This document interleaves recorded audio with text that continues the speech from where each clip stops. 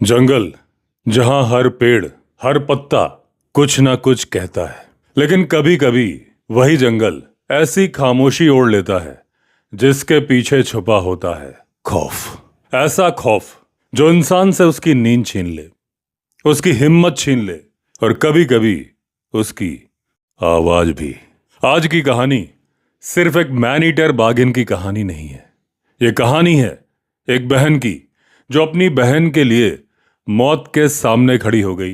एक औरत की कहानी है जिसने खौफ के कारण अपनी आवाज खो दी। और एक शिकारी की कहानी है जो खुद अपने आप से लड़ रहा था। चंपावत बात थी करीब 1905 से 1907 के आसपास की। पहाड़ों के बीच बसे छोटे छोटे गांव जहां जिंदगी सादगी से चलती थी, लेकिन अब हर चेहरे पर मौत का साया था, डर का साया था। अब गांव में एक ही चर्चा थी, रात को बाहर मत निकलना, वो फिर आ सकती है।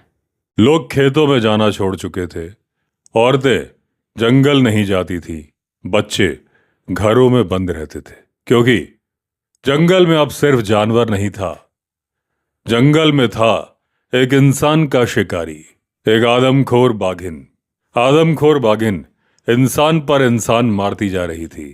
उसे मारने के लिए बुलाया गया था फेमस शिकारी जिम कॉर्बेट को। वो अपनी तरफ से मेहनत कर रहे थे, गांव गांव जाके उसके बारे में जानकारी इकट्ठा कर रहे थे, उसे ढूंढने की कोशिश कर रहे थे। लेकिन इंसान की जिंदगी समानांतर रूप से चल रही थी। लोग डर रहे थे, लेकिन फिर भी जिंदा रहने के लिए कुछ बातें जरूरी होती है। भोजन करना जरूरी है, पानी पीना जरूरी है, पशुओं को भोजन कराना भी जरूरी है, और उसके लिए जरूरी है घास लाना। घास जंगल के पास मिलती है। दो बहनें थीं, एक छोटी सी झोपड़ी थी पहाड़ी के ऊपर, वहीं रहती थीं ये दोनों बहनें। छोटी बहन हंसते हुए बोली, जल्दी कर दीदी, आज बहुत घास काटनी है। बड़ी बहन मुस्कुराते हुए, देख छोटी, अगर आज जल्दी काम खत्म कर लिया ना, मैं तेरे लिए जंगल से मीठे बेर तोड़ लाऊंगी। छोटी बहन शरारत से बोलती है, सच में दीदी, तुमने पिछली बार भी कहा था, और खा गई थी बेर खुद। दोनों हंसने लगती हैं।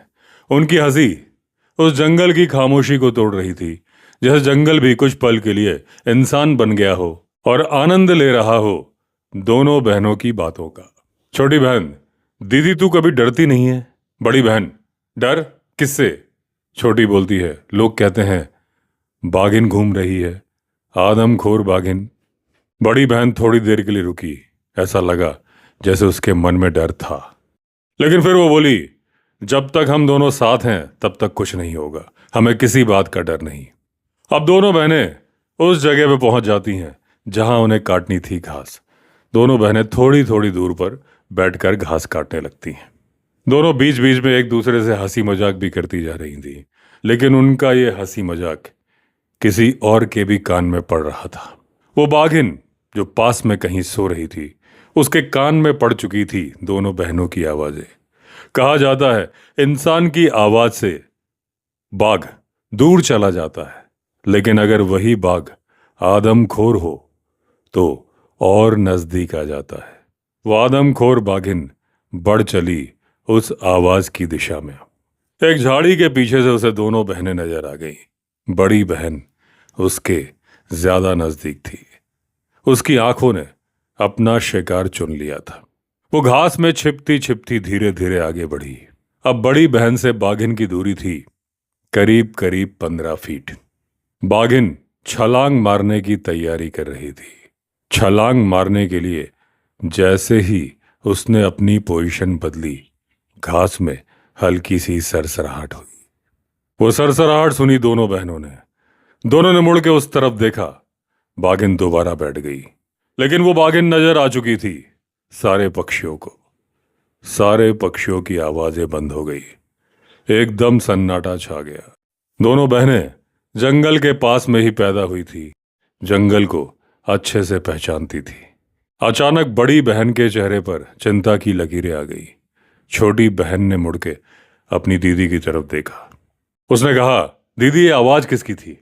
अनमने मन से दीदी ने कहा, छोटी, जल्दी जल्दी घास काट, घर चलते हैं। छोटी ने कहा, क्यों दीदी, क्या खतरा है? बड़ी ने कहा, तू बातें मत कर, जल्दी हाथ चला। छोटी बोली, दीदी कुछ अजीब लग रहा है। बड़ी बोली, हाँ तभी तो कह रही हूं, जल्दी काम खत्म करते हैं, घर चलते हैं। और तभी झाड़ियों के पीछे से नजर आई दो आंखें, जो कि देख रही थी बड़ी बहन को। उसका चेहरा हल्का सा आगे निकला, घास के आगे, एक साए की तरह धीरे धीरे आगे बढ़ा। उसका चेहरा नजर आया छोटी बहन को। वो बोली, बाघिन, एक सेकंड, बस एक सेकंड। और बाघिन हवा की तरह झपटी। उसके पंजे जमीन पर पड़े, मिट्टी उड़ी, उसके दांत सीधा बड़ी बहन की गर्दन में धंस गए। बड़ी बहन की अधूरी सी चीख निकली, आ, और उसकी आवाज वहीं खत्म हो गई। छोटी बहन पूरी ताकत से उठी, अपनी दराती हवा में लहराई और चिल्लाई, नहीं, छोड़ दे उसे। और उसकी आंखों में आंसू नहीं थे, एक आग थी। वो भागी नंगे पांव, पत्थरों पर, कांटों पर, हवा में दराती लहराती हुई, लेकिन दिल में सिर्फ थी उसकी बहन। बाघिन उसकी बड़ी बहन को उठा के उछलते हुए आगे को भागी। पीछे पीछे भाग रही थी छोटी बहन, दराती लहराते हुए। करीब 100 गज तक बाघिन भागती रही और उसके पीछे छोटी बहन चिल्लाते हुए, छोड़ दे मेरी बहन को, मुझे ले जा, उसे छोड़। हर कदम उसके दिल को तोड़ रहा था, लेकिन उसके कदम मिट्टी को तोड़ रहे थे। बाघिन, जिसने कि हमेशा इंसानों को डरते हुए देखा था, आज चौंक गई थी। वो अपना शिकार लेकर जा रही थी, लेकिन उसके शिकार जैसा ही एक व्यक्ति उसके पीछे भाग रहा था, उसे डराने की कोशिश कर रहा था। 100 गज तक भागने के बाद बाघिन रुकी। उसने मुड़ के छोटी बहन की तरफ देखा, बड़ी बहन को छोड़ा। अब उसे गुस्सा आ रहा था, क्योंकि उसे मालूम था कि ये जो पीछे दौड़ रही है, ये उसका कुछ नहीं बिगाड़ सकती। उसके जैसे 400 से ज्यादा लोगों को पहले ही मार चुकी है। अचानक बाघिन बिजली की तरह पलटी, जोर से दहाड़ा। दहाड़ इतनी तेज कि पूरा पहाड़ गूंज उठा। छोटी बहन, जो अब तक हिम्मत से भाग रही थी, अचानक डर गई। थी भी तो वो छोटी सी, डर से जम सी गई। एक पल के लिए उसके पैर जड़ हो गए। उसको लगा उसका दिमाग तो काम कर रहा है, उसके हाथ, उसके पैर काम ही नहीं कर रहे। बाघिन उसकी तरफ बढ़ने को हो रही थी। अचानक उस लड़की को अपने हाथ पैर में रोंगटे खड़े हुए महसूस हुए। अचानक वो मुड़ी और जोर से भागी। भागती ही रही, पीछे मुड़ के नहीं देखा। बुरी तरह से घबराई हुई थी, सांस जैसे सीने में फंस गई हो। पैर कांप रहे थे, लेकिन रुक नहीं रहे थे। हर कदम पर उसे लग रहा था बाघिन अभी भी उसके पीछे है। आखिरकार वो गांव पहुंची। उसे बदहवास हालत में देख के गांव के लोग दौड़े दौड़े आए। एक आदमी ने पूछा, अरे क्या हुआ, क्यों भाग रही है?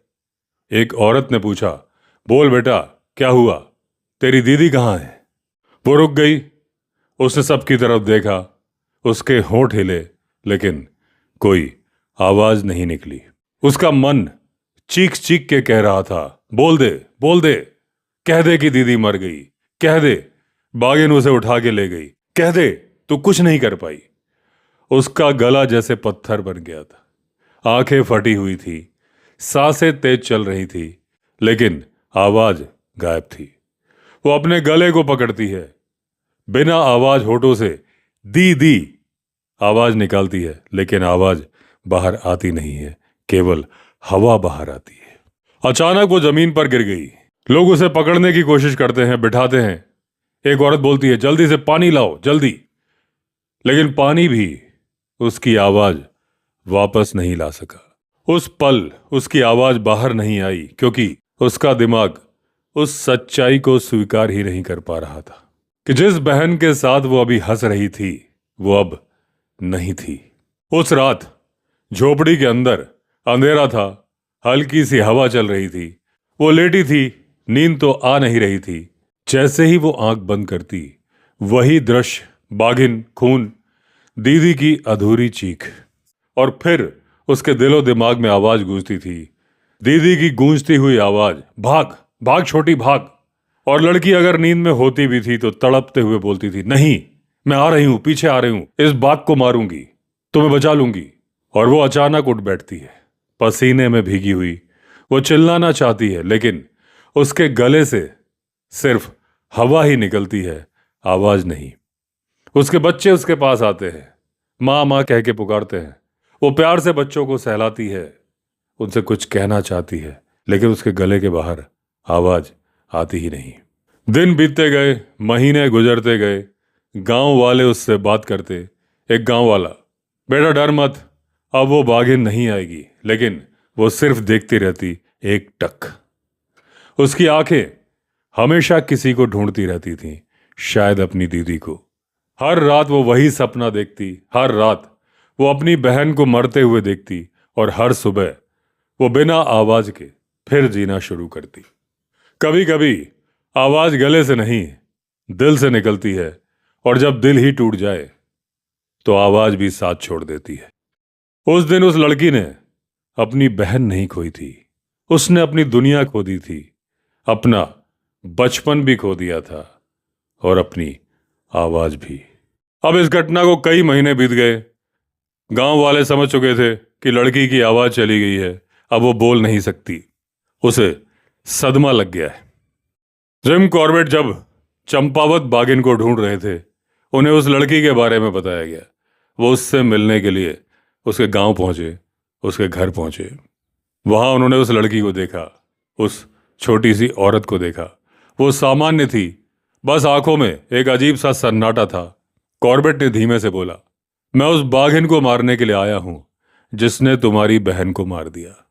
थोड़ी देर तक तो वो औरत कॉर्बेट की तरफ देखती रही, फिर उसने धीरे से हाथ जोड़ लिए, आगे बढ़ी और कॉर्बेट के पैर छू लिए। कॉर्बेट को उस वक्त बहुत ज्यादा शर्म आई। उन्हें लगा कि मैं झूठे सपने दिखा रहा हूं इस बेचारी लड़की को, क्योंकि इतने बड़े इलाके में ये चंपावत की आदमखोर बाघिन काम कर रही है कि उसे ढूंढना करीब करीब वैसा ही था जैसे कि भूसे के ढेर में एक सुई को ढूंढ लेना। और उस पर से वो बाघिन कभी एक जगह रुकती नहीं है। जब एक शिकार को मार देती है तो वापस भी नहीं आती है। इलाका भी उसका बहुत बड़ा है। मैं उसे ढूंढूंगा कैसे? बेवजह मैं इस लड़की को सपने दिखा रहा हूं जिन्हें मैं कभी पूरा नहीं कर पाऊंगा। कॉर्बेट वहां से चले गए। लड़की फिर अपने रोज के काम में जुट गई। वो सारे काम अच्छी तरह से कर लेती थी, लेकिन बोल नहीं पाती थी। गांव वाले, परिवार वाले उसकी आवाज सुनने को तरस गए थे। कॉर्बेट गांव गांव भटकते रहे। आखिरकार वो दिन आ गया जब 436 यानी कि 436 इंसानी शिकार मारने के बाद जिम कॉर्बेट और वो आदमखोर बाघिन आमने सामने थे। आखिरी गोली चली। बाघिन, जो कि हवा में उछली थी, कॉर्बेट से थोड़ी दूरी पर गिर गई। कॉर्बेट के दिमाग में वो सारे मारे गए लोग आ रहे थे जिनको कॉर्बेट जानते थे। उस लड़की का चेहरा भी उस वक्त कॉर्बेट की आंखों में आ रहा था। उस बाघिन को मारने के बाद जिम कॉर्बेट ने उसकी खाल उतारी, उसे सुखवाया, घोड़े पे लोड करवाया और चल पड़े अपने घर, अपने गांव छोटी हल्द्वानी की तरफ। लेकिन रास्ते में अपना घोड़ा उन्होंने मोड़ दिया उस लड़की के घर की तरफ। घोड़ा रुका, खाल नीचे उतारी, खाल को खोला। उस लड़की के घर के बाहर के आंगन में जिम कॉर्बेट ने खाल को फैला दिया। गांव वालों से कहा, उस लड़की को बुलाओ। गांव वाले घर के अंदर गए, लड़की को बाहर बुलाया। लड़की धीरे से बाहर निकली। पहले उसे कॉर्बेट दिखे, फिर कॉर्बेट के सामने जमीन पर बिछी हुई बाघिन की खाल। उस बाघिन की खाल को वो कैसे भूल सकती थी? उस बाघिन की वो खाल, उसकी धारियां तो उसके सपनों में भी आती थी। देखते ही उस बाघिन की खाल को पहचान गई। कुछ बोलने की जरूरत नहीं रही। अचानक वो भागी, खाल के पास पहुंची। बाघिन की खाल के पास पहुंच के लड़की की आंखों में पहले तो डर आया और उसके बाद आए आंसू। पूरे पूरे धार बन के आंसुओं की धारा बह चली। अचानक वो लड़की पलटी, उसका सीना जोर से ऊपर उठा और पूरी ताकत से चीखते हुए बोली, आओ देखो साहब क्या लाए हैं। जैसे वो पूरे गांव को बुला रही थी। बच्चे डर गए क्योंकि उन्होंने खुद अपनी मां की आवाज 1 साल से सुनी नहीं थी। गांव वाले भी चौंक गए कि जिस आवाज को सुनने के लिए उन्होंने पूरी कोशिशें कर ली थी, झाड़ फूक करा दी थी, जो आवाज नहीं आई थी, अचानक वो आवाज साफ सुथरी वैसी की वैसे आ गई जैसे वो लड़की 1 साल पहले बोलती थी। लड़की सबको बुला रही थी, सबको नाम लेके बुला रही थी। अरे आते क्यों नहीं हो, जल्दी आओ, देखो साहब क्या लाए हैं। सबकी आंखों में खुशी के आंसू थे। बच्चे रो रहे थे, मां से लिपट गए थे। मां भी धीरे से बैठ गई, बच्चों को सीने से लगा के रो रही थी। गांव का भी एक एक इंसान रो रहा था। जिम कॉर्बेट की आंखों में भी आंसू थे। वो मन ही मन सोच रहे थे, कुछ जख्म आवाज छीन लेते हैं, लेकिन जब इंसाफ मिलता है तो वही जख्म आवाज वापस भी दे देते हैं। तो दोस्तों, जंगल में कई बार ऐसी घटनाएं होती हैं जो हमें सोचने पर मजबूर कर देती हैं। एक लड़की जिसकी खुद की कुछ भी उम्र नहीं थी, लेकिन टाइग्रेस जैसे जानवर के सामने अपनी बहन की जान बचाने के लिए वो टाइग्रेस के पीछे भाग गई। लेकिन जब उसे डर का एहसास हुआ, मौत का एहसास हुआ, तो जान बचाकर भी भाग आई। भावनाओं का ज्वार कुछ ऐसा उबला कि उसकी आवाज चली गई, लेकिन जब भावनाओं के साथ उत्साह दोबारा आया तो आवाज वापस आ गई। इसीलिए कहा जाता है दोस्तों कि अगर जिंदगी का असली रूप देखना है तो आपको जाना चाहिए जंगल में, जहां प्यार भी है, डर भी है और जिंदगी की असली सच्चाई भी है। योग्यतम की उत्तर जीविता है। शाम को जिंदगी है, सुबह हो सकता है ना हो। तो चलिए दोस्तों, इस कहानी में इतना ही। फिर मिलेंगे नई कहानी में। अगर आपने चैनल सब्सक्राइब नहीं किया है तो चैनल सब्सक्राइब कर दीजिए। चलिए फिर मिलते हैं, तब तक के लिए all the best. Vande Mataram.